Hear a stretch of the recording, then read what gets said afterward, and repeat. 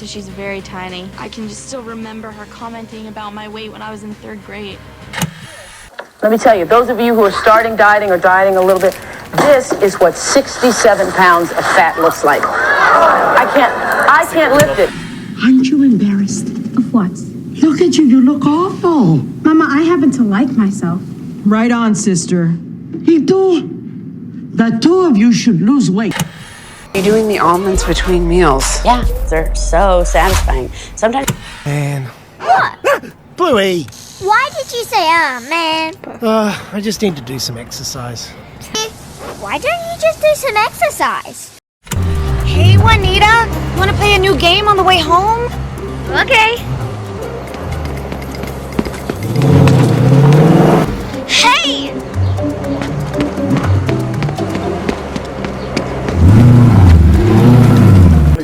Just 2 fat bad bitches over here, yeah. Just 2 fat bad bitches. And this is Under the Weight of It All.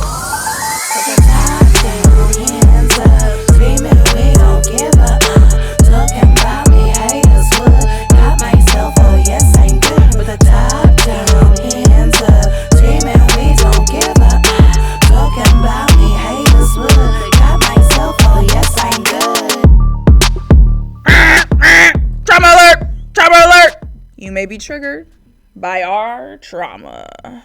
This is a heavy one. Yeah. Okay, welcome to Under the Weight of It All, where we break down the spectrum of the fat experience, confront stigma society has put on us, and flip that shame right back with a little honesty, laughter, and a little bit of chaos. Just a teeny bit. Just a bit. I am Karrington Allure. And I am Felisha Alexis. And we did not get fat on our own. Yikes. Y'all might want to get a little seatbelt, a little strap in for this one. We drink it. Baby, yeah. We drink it because... And if you're able to at home, if you're able to indulge... This is a therapy session. Come on. Welcome. Cheers. Baby, y'all don't see it. Therapy dog on set. Nementine, the pod mascot, baby. We're going to kick this episode off how we kick all of our episodes off after we do our introductions, all the things. Again, trigger warning. This is going to be a heavier episode. Let's do some catch up. Let's warm up. Let's get into the shit. I think this episode, a lot of our episodes have been, I don't know if I would necessarily say funny. I mean, yes, but high energy. You know, like, yeah. I think this is the first time that we kind of really have to sit with our stories. This episode is about understanding where our bodies and our habits come from because we didn't pop out like this. Yeah. We did not get fat in a vacuum.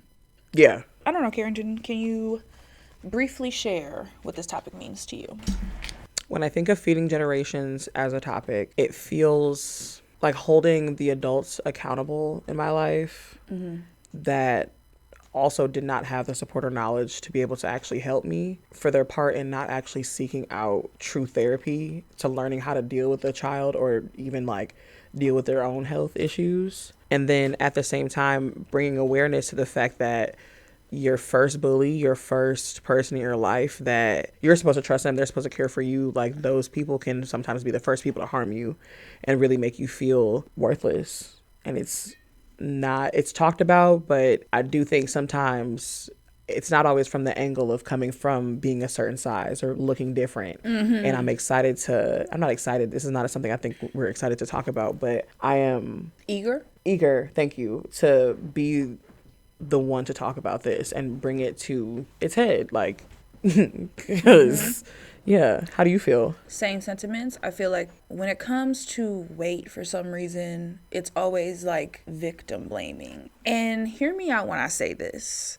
because this might sound crazy, but like, we don't choose to be here. We don't get to choose our parents. We don't get to choose our fucking names that we live with.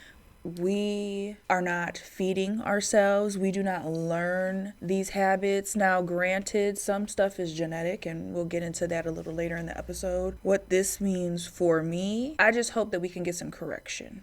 some prevention from, you know, these same patterns, you know, the same generational trauma. I mean, as much as, yes, we love ourselves, I think that we can both say and admit we carry our trauma. You can see our trauma. Yeah. I don't know if you could relate to that, but 100%. I feel like it's very apparent. You know what I mean? And I think it's never, because people always focus on the vanity of things because they cannot think deeper. Yeah. It goes unspoken. Like, these conversations go unspoken. Yeah.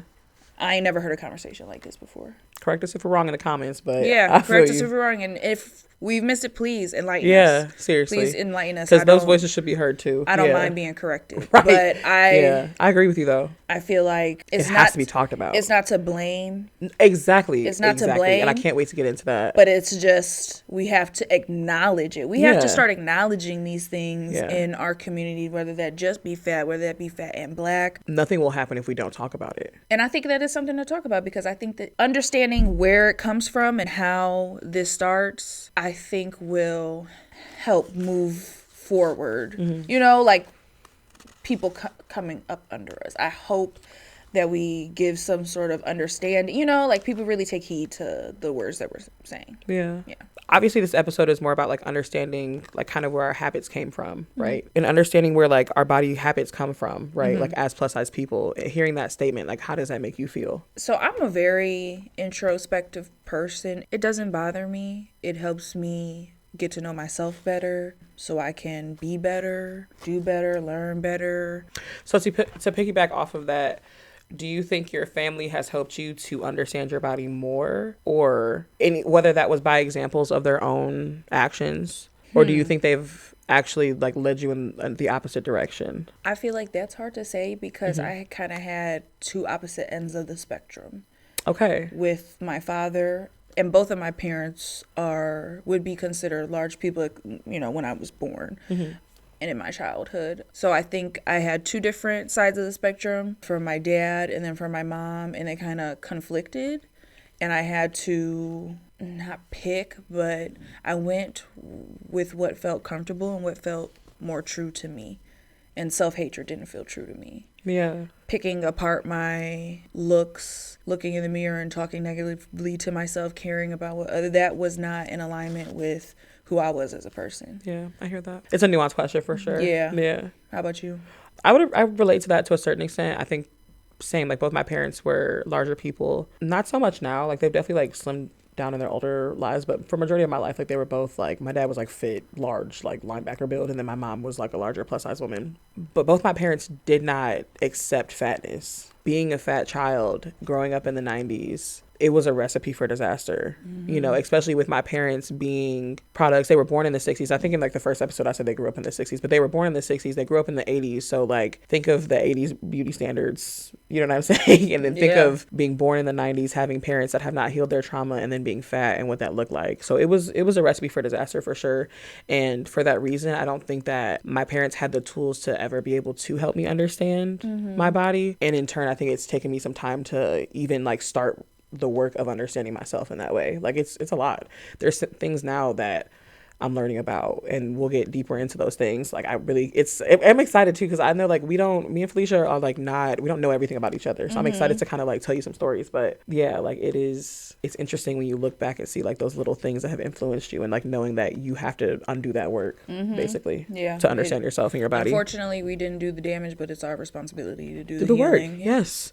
Just like everything else in this fucked up patriarchy, by the way. Before we move on, what was food for you growing up? Yeah. So this is crazy. My mom, although she was like a plus size woman, I would totally consider her like an almond mom for sure, which horrible. Created a crazy type of food connection in my household. So food was seen as a reward, but it also was very limited. My mom was a huge Weight Watchers fan, very much the 100-calorie diet fan. So like if y'all know what the Fit 100 snack bars are, if y'all remember those, my mom would like separate all of the snacks by portion sizes. We had like, she still does that to this day. We would have like a basket in my home. Like if let's say you were like, you wanted to eat like a can of ravioli, like you had to split that can. Like it was very much watched, which is hard. Like I still now, like if I eat out or something, I'm like, fuck. Like I still am so conscious of like, fuck, I shouldn't have ate that. Like fuck, like oh my God, like I can't believe like fuck. Like, you know, like someone's watching me do this, like oh my God. And it's because of like not having security in my food at home. Like I always felt like, especially using food as a reward, but also like having it be so controlled in that way as well. And also I hate to say it, that's the byproduct of having a narcissistic parent that's unhealed. Like they were going to find a way to be controlling regardless. It's unfortunate that it was in that way. Yeah. But instead of it coming from like, there are people that I have met that have been fat as kids, but their parents were, the perspective of which they handled that situation came from a more nurturing aspect. And I think that even if that person's still plus size, the way they carried themselves, they didn't have to do as much self-correction. Absolutely. Later in life. But I think the food was a huge influence. How was food in your household? Growing up, I had my mom's home and how things went on over there. When I went and spent time at my dad's house, I was with my cousins and eating habits there, and then my grandparents' house. And I think food was different things in all of those homes. Yeah. So I feel like same with your mother. My mom was big on Weight Watchers. I mean, she would do those vegetable soups and literally eat that all. Like that's all we could eat for the entire fucking week. Nasty ass cabbage. Like that shit stunk. Like that shit was gross. I love cabbage, but not like that. It was just like that's the only thing. You know what I mean? Crazy. There was a time where she locked the pantry. Like I couldn't like in our fridge it was like ingredients. It was never, we never had 100%. We never had snacks. It was like, it was pretzels if we did. It was like some basic shit. Absolutely. Absolutely. I did not grow up in a hot Cheeto household. No. Like to the point where, I don't know if you agree to this, like the way people would assume that I ate was like not at all. Like especially as a child. And I think that so at my mother's house it was used for rewards, control, and survival, you know, because it was so limited. So she would just make spaghetti, you know what I mean? My dad's house, we had a little bit more freedom, but I feel like it was more survival just because it was a clean your plate, or whatever you got on your plate you need to eat. And as a kid, if you're making your own plate and you're, you know, sometimes your eyes are too big than your stomach, and I have to sit here until I'm physically sick. And honestly, to keep it a buck, that was more my uncle than it was my father. And then I go to my grandparents' house and I have nobody watching. You know, like I can do whatever I want, eat whatever I want. My grandmother is from the South, so fried food, soul food, constantly. My poppy loved fast food, and that was my road dog, so we're constantly eating out. So it just, from all different ways, that was their love. That was and so because in the other two homes the food was, you know, and also at my dad's house there was stuff we couldn't eat, like the better stuff was for the adults. So like me, Alex, and Jordan, we ate grilled cheese, ramen noodles, like it was processed shit. Up until like me and my dad were on our own, then my dad would make meals, but even then, you know, we still like to go out to eat. Portion size, you know, like it's like a fucked up smorgasbord of like disordered fucking eating. Yeah. Like that's just how it was for me. So, but because of the fucked up disordered eating in my parents' home, when I went to my grandparents, the food was love and it was comfort.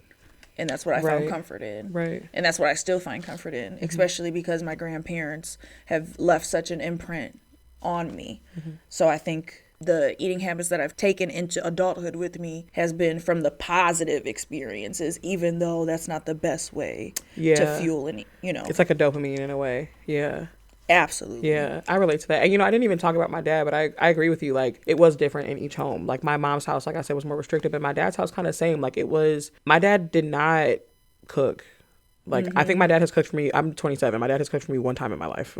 Like, and we court ordered, had to spend like every weekend with him. You know what I'm saying? Like, I spent a lot of time with my dad as a child. You know what I'm saying? Even like as an adult. And he loved fast food. And it's crazy. Like, imagine having a conversation with your parent about being overweight, having health issues, and then them saying, okay, like, let's go to McDonald's. Like, and then like turning around and like putting you back in the same environment, like the same aspect of having, let's say, a drug addiction, and your or, you know, someone's chastising you for it and then takes you to your dealer and is literally putting you right back in that same position to make a decision that's not, you know, necessarily beneficial to you, and then being a child in that situation as well. I get taking like, take a little from each side. So I understand taking like the love from your grandparents and then like, you know, and maybe it not being the best, but it's what you're exposed to, and it sucks having to like go back and redo that. I mean, I took they're the comfort. I feel like comfort and control comes because I feel in control because I wasn't in control of my eating for such a long time. So what I want to put in front of me is what I want to put in front of me. It's not bullshit because, you know, my mom doesn't feel like spending her money and she wants to save it for a motorcycle. You know what I mean? Like, I feel like reward, I'll go all day without eating, and that's my reward at the end. And that can turn into, I don't want to say necessarily a binge, because binging is where like you cannot stop, but it is definitely an overindulgence.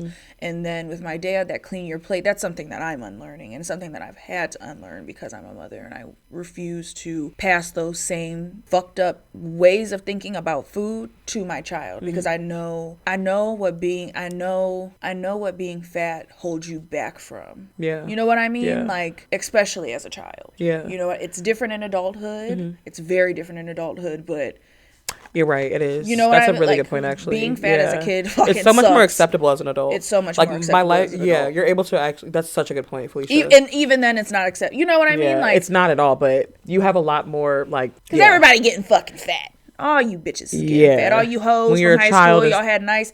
You bitches just done popped out 4 motherfucking kids, and now you're fat, so it's okay to be fat. But y'all hoes was making fun of us in high school, you know, type shit. We're gonna get into so much more stuff. Like I like we gotta like let's lighten the mood just a little bit. Okay. Because I feel like we can tell this is gonna be a heavy episode. So let's get into our society scale.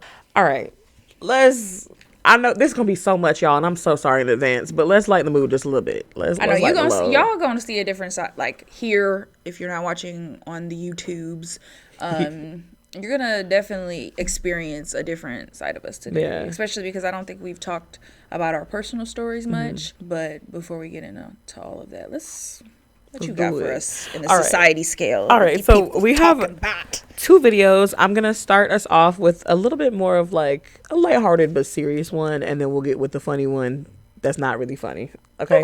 So this first creator, they are a plus-size fitness creator that is in the process of documenting their weight loss journey. The other things that they post on their account are just like their fat experience and like things that they've experienced just throughout their life. And there was a video of them kind of just like speaking about growing up in a fat home and what it was like for them. So I want us to take a look here.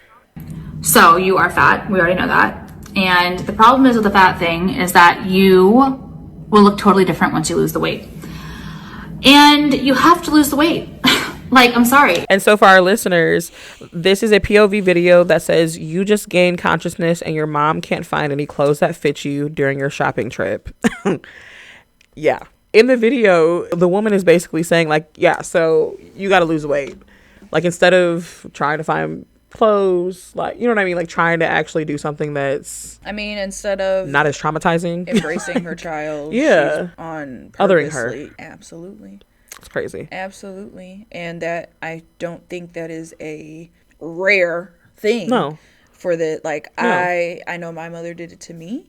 And I remember working at Forever 21, firsthand experience, being a cashier and a merchandising manager. I was up working in the front. There was a little girl, it was years ago. I can't remember if it was a shirt or something, but her mother was being so nasty to her in that line in front of everybody, in the humiliating her. Like, look, it doesn't fit, does it? Da-da-da-da-da. As a child that came from that shit, blood was boiling.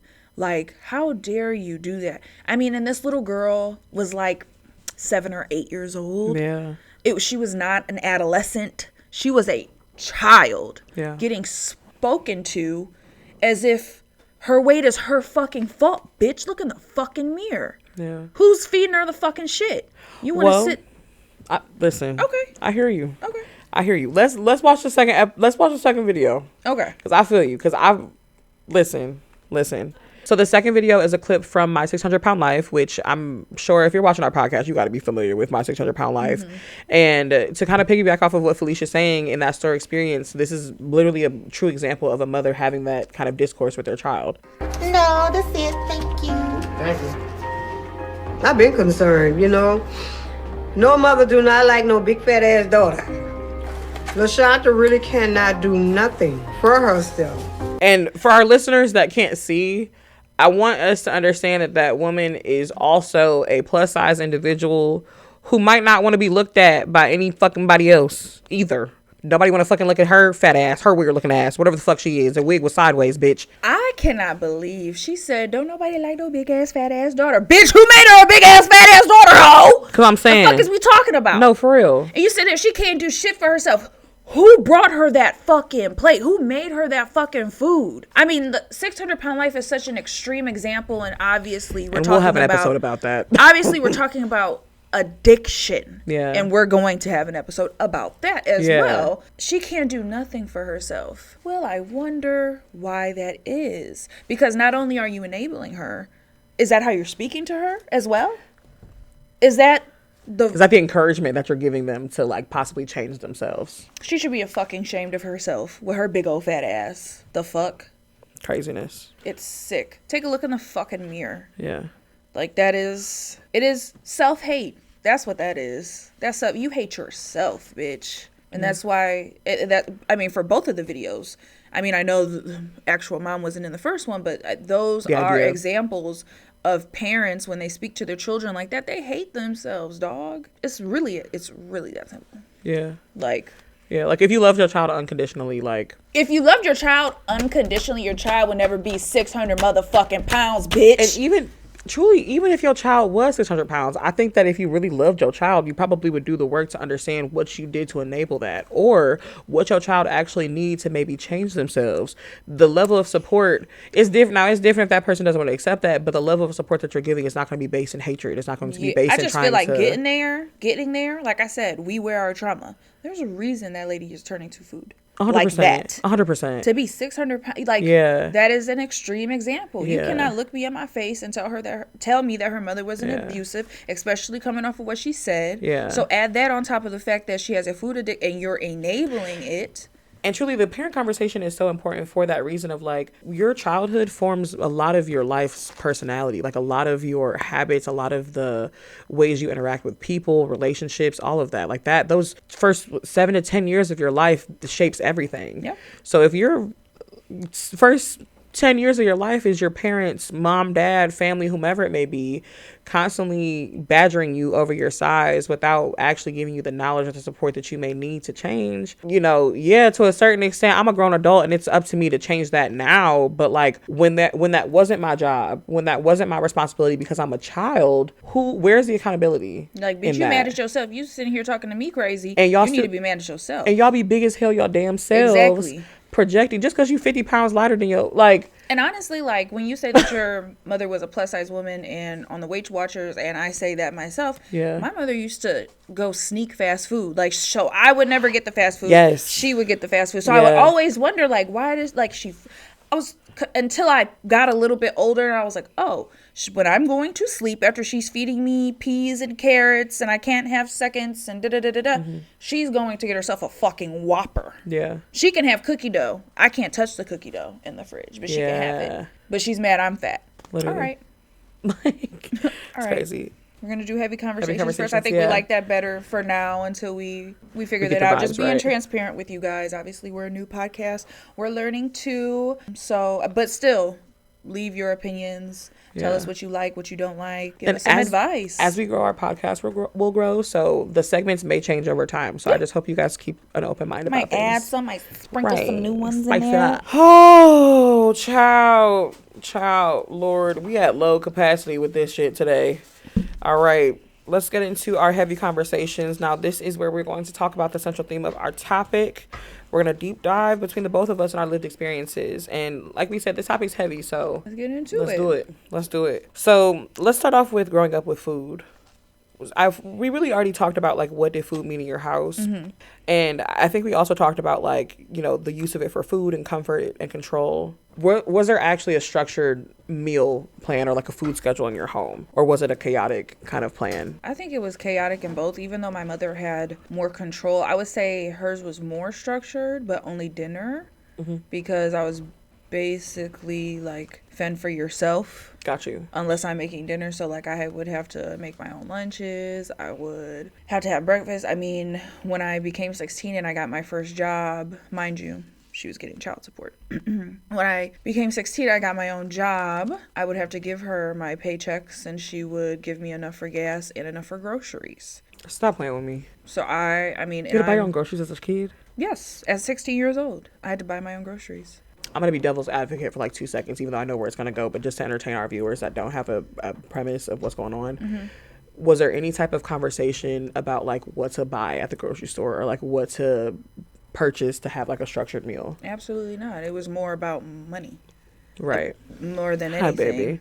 It was more about money. That's her sole drive. You know, like that is... It's control. That is like on her brain 24/7. Family, fuck it. Money. Yeah. You know what I mean? Yeah. Love, no. Money. Yeah. Friends, no. Money. Like that is just... That's a driving force. You know, that, talking outside of food, has created a very disordered relationship with me and money. Yeah. So it just... I hear that. Yeah. So I would say definitely, absolutely chaotic at my dad's house, because they was, you know, young, 20 and lit. You know what I mean? Like my dad and my uncle, they going out, they leaving me and Alex at the motherfucking house till 4 o'clock in the morning. We sitting here playing with Barbies and shit. Yeah. You know, like doing whatever. And again, it was a fend for yourself. Like my older cousin is 3 years older than me, so she was always in charge of like, you know, and I would help obviously because I'm not so far behind, but like, you know, she was in charge of making sure that we had processed food, our ramen noodles, our fish, you know, like whatever. You know, we had cereal in the morning, but it wasn't, to me, that's not structure. You know, when it's kind of like eat on your own schedule, because we're not even here to, you know, check you. My grandparents' house, obviously, like you know, I knew breakfast was going to be made Sunday morning. Yeah. I knew dinner was going to be made Saturday night. I knew she was going to start dinner for Sunday right after breakfast. Like, because again, she is a Southern woman. So that was structured. But because they gave me so much freedom around food, it was chaotic. I would sit there and eat a whole thing of strawberries to myself, unwashed. That was some nasty shit. Unwashed. I'm throwing myself out here. Pause. That's okay. That's crazy. But I eat ass too, so I feel like it's fine. Yeah, who am I? That was a good point. Strawberry. Yeah, when you raise the ass. Yeah, I give you dirty strawberries and you raise the clean ass. And I be eating man ass, so that's definitely, it's dirty. Yeah. God, I'm so nasty. Okay. So yeah, so I think I think just them giving me the freedom is what made it chaotic, even though they had more structure, right? Like, again, just a hodgepodge of some bullshit. Like, what about you? It depended on what was going on in my household at the time, basically. So my dad's house was pretty consistent. There was no aspect of structure whatsoever. Like I said, my dad rarely cooked. It was always like breakfast, lunch, and dinner. We were getting some type of fast food. If anything, my dad would get like the microwavable meals, like the banquets, like that kind of processed shit, or like ramen noodles, or like the shake and bakes, like that kind of stuff. Ew. And he used to get like the little dollar store sandwiches, if y'all know what I'm talking about, the little it's like worse than cafeteria food. You know, it was bad. And then at my mom's house, this is so fucked up. So my mom, unfortunately, like my stepdad, he was a drug addict. So it depended on what was going on with that at the time, based off of like how my house was structured. So like it would be weird. Like it's like if he was there and my parents were playing house, my mom would like make a menu. Like my mom has the ability to like actually be like a really structured parent. Now I want to preface, my mom has her own traumas, and I think we could all relate to that. Our parents have their own shit that they have to work through. It's not my place to even mention it, but that definitely influenced the way she would be at certain times. And so when my stepdad was in the house, she would, you know, make a menu, and it would just be for dinner, but it was like she's cooking 3 times a week, and it was like little shit, like might be like pasta or something, or like quick things, like little 30-minute meals. Y'all know Rachel Ray at the time. Delish. EVOO. For real. I love Rachel Ray. Yeah. Yeah. So, you know, she would do that. And then there were times where if my mom was really depressed because she was a grown-ass woman that had a man that was fucking with her mental and 3 kids to take care of, or 2 grown-ass kids to take care of, or whatever it may be. It was ramen noodles, it was PB&Js, it was cereal, it was whatever you can get your hands on. And then I also want to say too, when my mom did cook, the type of meals that she was cooking, although some of it was healthy, sometimes it wasn't. Like when I was kind of thinking back over what my mom would cook or what my parents would feed me, like I kid you not, like we would go to the doctor. I have PCOS, which is a huge like factor in why I'm a plus size person. You know, when you are a child with PCOS, I was diagnosed at 10, which is not necessarily common at all for like, most women do not get diagnosed as children. I commend my parents for noticing a problem in that way and like seeking out medical attention and like at least I at least knew what I had at a young age. I didn't have the tools to like do anything about it, but I knew. And so going back to my parents, it was on them, I think, to teach me certain things. So processed foods, fried foods, gluten, dairy, those are all things that really affect a person with PCOS. So, you know, on Sundays, yeah, my mom is cooking, but she's deep frying broccoli. Like deep frying broccoli is fucking insane. Y'all, I'm not gonna lie, I'm gonna be fat for like 5 seconds here. Bitch, that shit was good as fuck. No fake. No, hear me out. Talk about southern shit. It was like battered. Like, think of like when you go to the fair and you get like battered vegetables. Yeah, it was like tempura fried. It was fire, bitch. I'm telling you right now, it was good. It was not at all even close to healthy. Not even close. Is insane. To the point where I don't like frying shit in my house either. Like, just I don't like the smell of it. Like, it's a lot. Like, I fucks with some fried food, but I'm gonna just drive to Popeyes and get what I want type shit. Like, I'm not doing that shit in my house. Yeah, that's just crazy work. I have clothes there. like I live there. I'm there. Like, that's crazy as fuck. Frying catfish in my motherfucking kitchen. I've heard. I'm old school. I've heard boiling Fabuloso is not healthy for you, so I cannot fry shit in my house. So, but anyways, my parents, like, when they did cook, it was not healthy. And then my stepdad, who, like I said, was in and out of my home because of his own, like, you know, issues and ailments. He was from the South. Like, I'm saying small town South Carolina. Like, nigga, when we went to their house down south, we was eating neck bones and shit. Like, and I fucks with them, no fake. But like, so when he was cooking, because when he was in the home, he was a stay-at-home dad. My mom has always been more of the breadwinner, which is why I feel like I'm a boss ass bitch in that way. Like, I remember seeing that. So the foods that he was making was like fried potatoes and cabbage and southern shit, and it's every single day just butter shit. Like, literally, I'm gonna tell you how this man used to make a grilled cheese sandwich. Basic shit. I'm scared. Yo, this is crazy. Because, like, mind you, I'm a child in a home that's being chastised for being fat by 2 grown-ass adults that are feeding me and are like deciding over what I'm eating on a daily basis. So my stepdad, when he made a grilled cheese, this man would take 2 pieces of bread, butter them, put them in the toaster, toast them, take them out, butter them again, put cheese on them. Fire grilled cheese, don't get me wrong. Fire. Healthy. What? The you got a fat butter is nuts. Insane. That like, nigga's diabolically. We eating fair food at the house.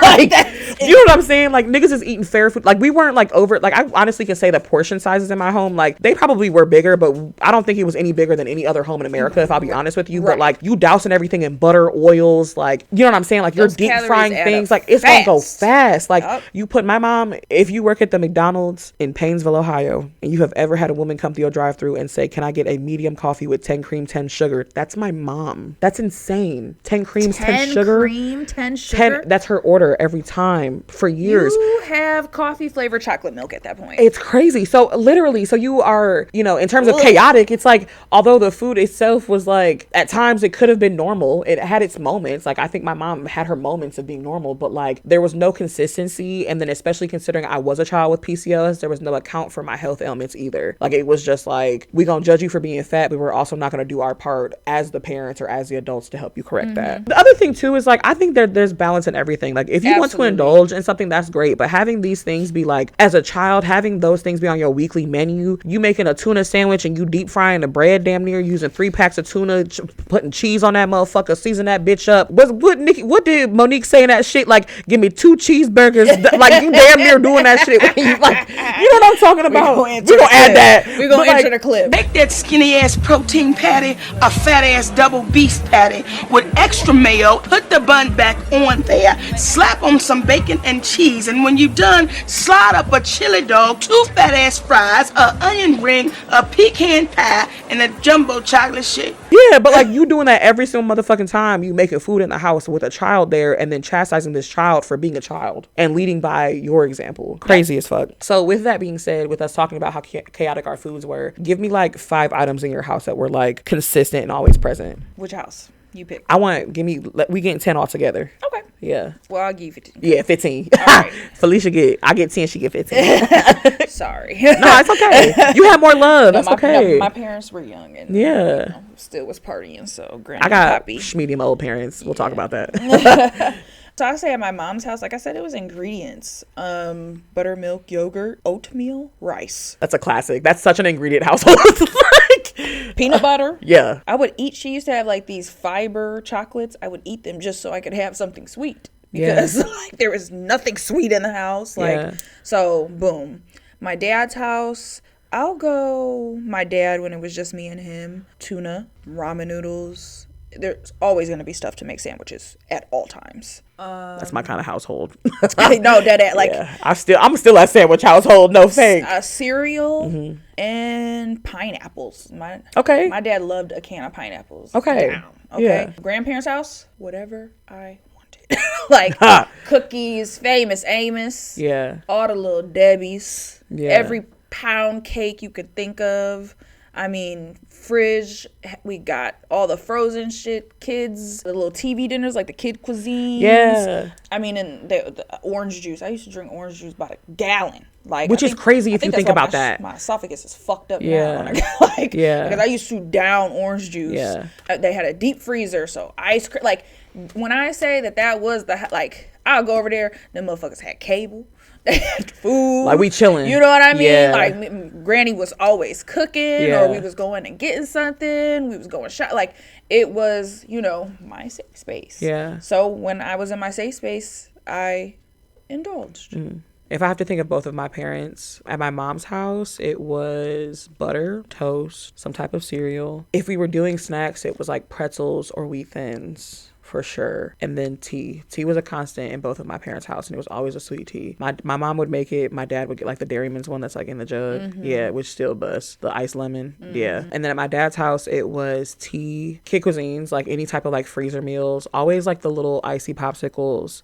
Some type of popsicle. Like, it did not matter. Some type of popsicle. Pizza rolls, like freezer shit. Like, it was never like, that was it. Like, my dad didn't even have like ingredients to make a sandwich. Also, like, we lived, like, he would just like go get us a sandwich or something. Like, that was just kind of his vibe. But also, like, we eating out every single meal. Like, that's crazy as fuck. It's weird listening to that list because I don't think any of those things put together are a meal. No. You know what I'm saying? None of that combined is a meal. And none of it really, besides the can of pineapples, if I'll be honest, has like much nutritional value. Yeah. It's crazy to me. Yeah. So knowing that, our parents were more in control of like our food in our home, let's talk about like our parents and their bodies and some of their like self-talk. So what were some things that you heard both of your parents say about their bodies? My mother did not like her body. I remember she would use a lot of negative self-talk, and I'm a kid growing up, and so my mother is 6 foot tall. That's fire. So when you're 6 foot tall and 230, you're really not that big. She was like a size 14, 16. No. And she would talk about herself as if she was a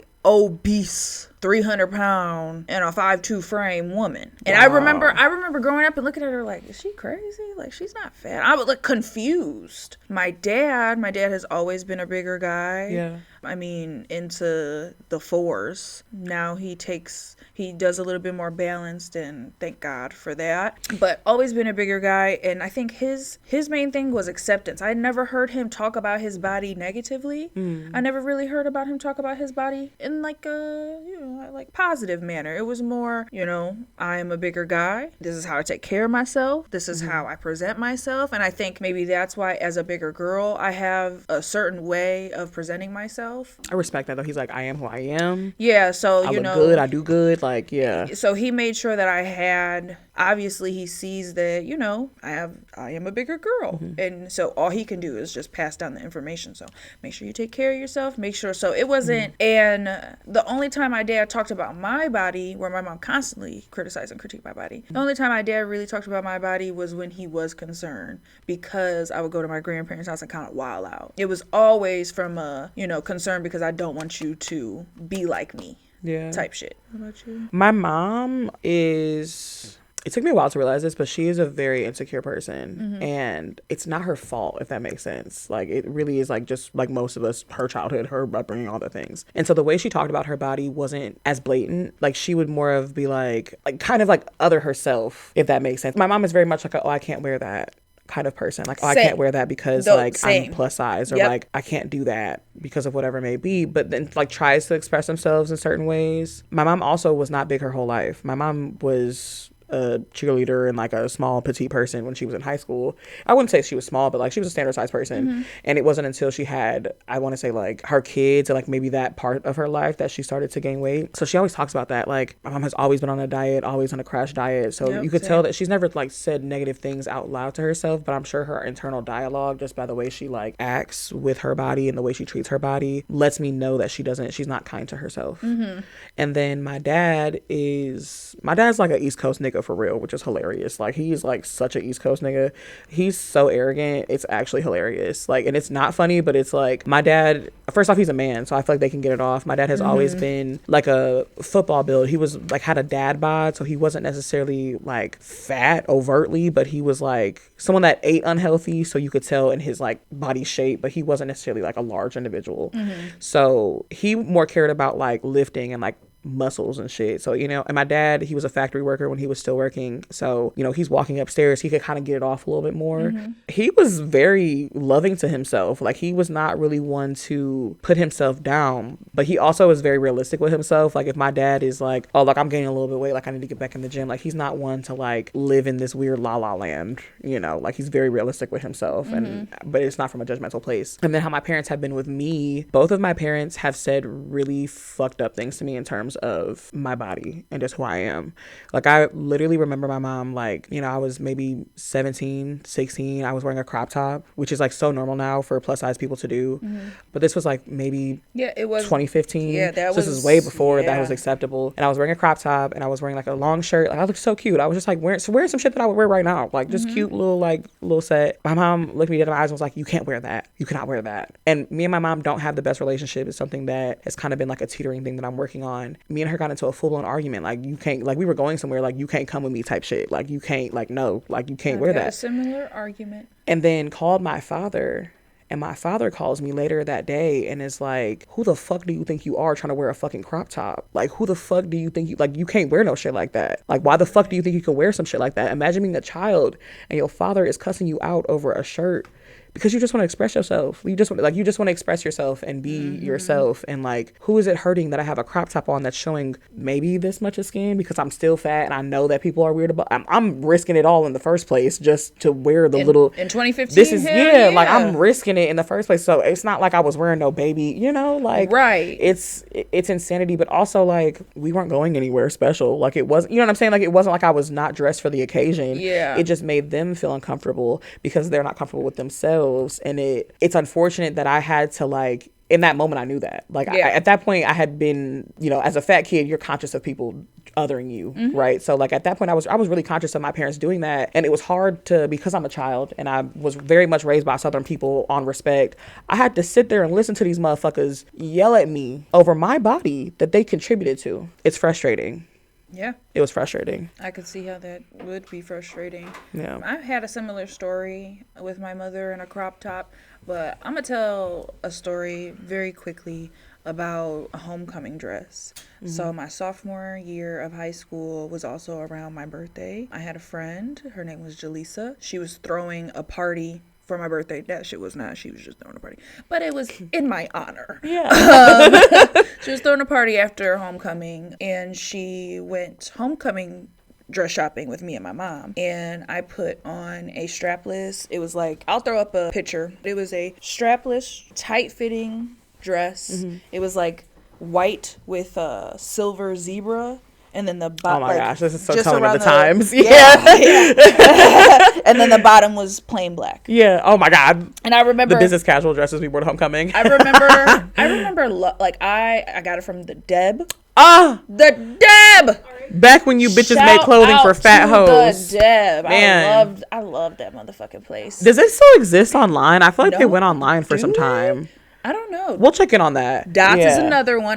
Dots was fire. 579 ain't bad either. I love Dots down. Yeah. But yeah, I wanted to work for that so bad. I believe when I was that. a kid. Their clothes were they were like Akira before Akira, like, and it was like inclusive before it really was normal to do that. Yeah. Yes. I loved it, and Jaleesa loved it. I remember my mom being like, "You can't wear that. Look at your arms. You like you trying to just be a kid. That's fucking crazy." And that's so crazy. And when to I me. tell you, if it was not for Jaleesa being with me at that mall, I would have walked away with a dress that I was not comfortable in, that I did not like, that I did not feel good in, because it made my mom feel better about whatever insecurity she had going on. She caved in because of my friend and because she cares about what people her think, perception, because she is a narcissist. If I'm thinking if it's the right Jaleesa, that's so fucked up. Like, she's a good person for that, but that would be really hard to be you in that situation. Yeah. Seriously. Like, yeah. My friend has to basically defend me, like, not like convince my mother. Yeah. Like, and I mean, I was grateful. I felt grateful for my friend in that moment. But it's like, why couldn't your words be validating? Like, why did this standard-sized person that is like, you know what I'm saying? Like, why did it have to come from this person? Even if, because I think because parents it's a generational thing sometimes, right? Like, this is literally called feeding generations. Because times are changing and they're not keeping up with it, and it's maybe like you have to explain it to a certain extent. Like, maybe that wasn't acceptable then, but we've changed now as a society. We can do those things now. But it's frustrating. It wouldn't be in my size if I couldn't wear it. Literally. But it's frustrating when, like, it's not coming from that perspective. It's not coming from your lack of knowledge or your ignorance. It's just coming from you wanting to be hateful. And I also want to add, I was in the best shape of my life. Yeah. You're a child. I was also, playing, yeah. Like, I mean, I was playing volleyball. I mean, when I tell you my stomach was, I've always been a big girl since 5. Stomach was flat. My ass was fat. I want to go back to that motherfucking body. That bitch was eating down, but it still wasn't good enough for her. Yeah. My arms, because my arms was out. Yeah. Who gives a fuck? Hey, y'all. Sorry to interrupt your viewing pleasure, but this episode was so hot. It was so good. It was so hot. We were talking about so much that we went over the allotted time. So, dramatic pause. Because of that, we're gonna split it into 2 episodes. Thank you for tuning in to part 1 of this episode, and we will see you next week for part 2.